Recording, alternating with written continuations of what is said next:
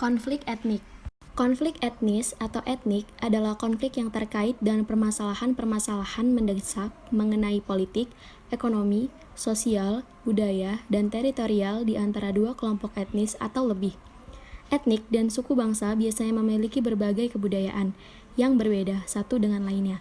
Perbedaan etnis tersebut dapat menimbulkan terjadinya konflik antar etnis. Ada 6 hal yang biasanya melatar belakangi terjadinya suatu konflik etnis. 6 hal tersebut diantaranya: 1. Kepentingan yang sama di antara beberapa pihak. 2. Perebutan sumber daya. 3. Sumber daya yang terbatas. 4. Kategori atau identitas yang berbeda. 5. Prasangka atau diskriminasi. Dan 6 adalah ketidakjelasan aturan atau ketidakadilan. Dampak-dampak konflik. Suatu konflik tidak selalu mendatangkan hal yang buruk, tetapi kadang mendatangkan sesuatu yang positif. Dampak positif suatu konflik diantaranya: 1. Memperjelas aspek-aspek kehidupan yang belum jelas atau masih belum tuntas ditelaah. 2.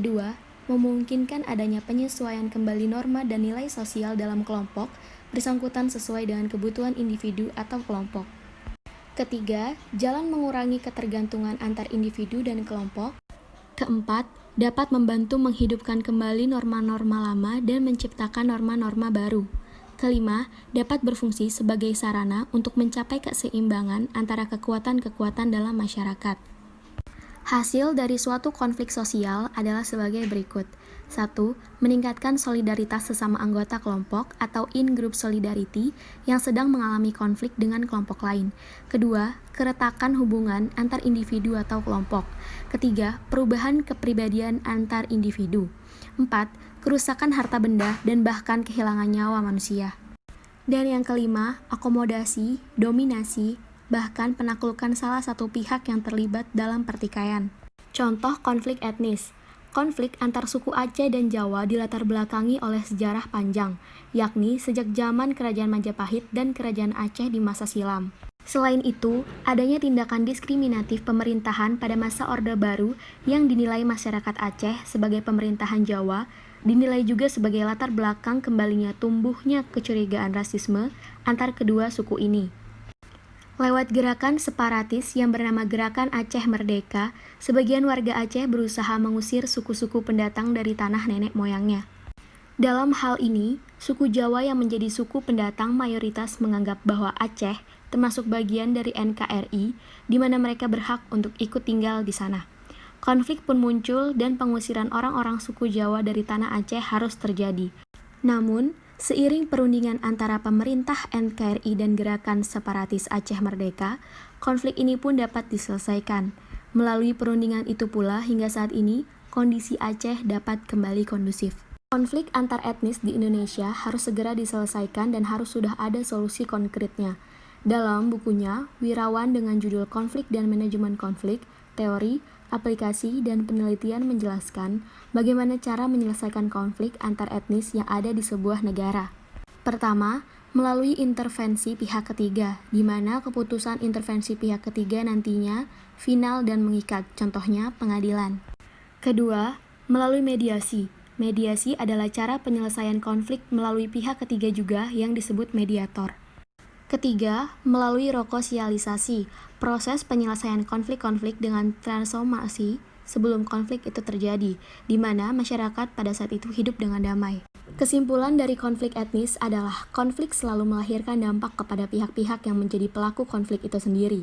Selain dampak negatif seperti korban jiwa, kerusakan, hingga kehilangan tempat tinggal, konflik juga dapat mendatangkan dampak positif. Di antaranya, memperjelas aspek-aspek kehidupan, memungkinkan adanya penyesuaian kembali norma dan nilai-nilai, hingga berfungsi sebagai sarana untuk mencapai keseimbangan antara kekuatan-kekuatan dalam masyarakat.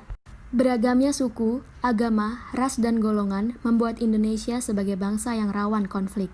Dari ujung timur sampai ujung barat, bangsa ini seringkali terdengar jerit tangis bahkan tetesan darah menyelimuti tanah air.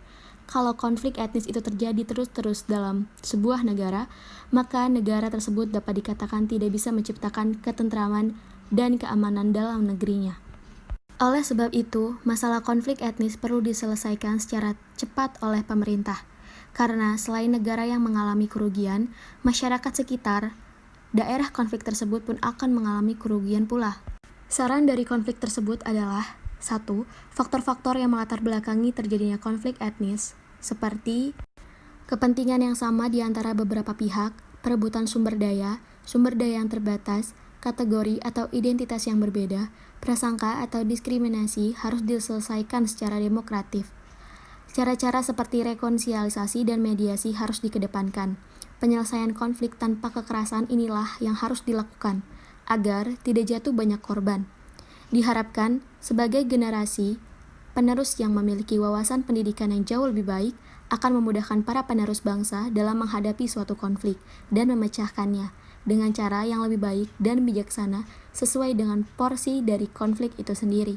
Sekian presentasi tentang konflik etnik di Indonesia yang dapat saya sampaikan. Kurang lebihnya saya mohon maaf dan terima kasih.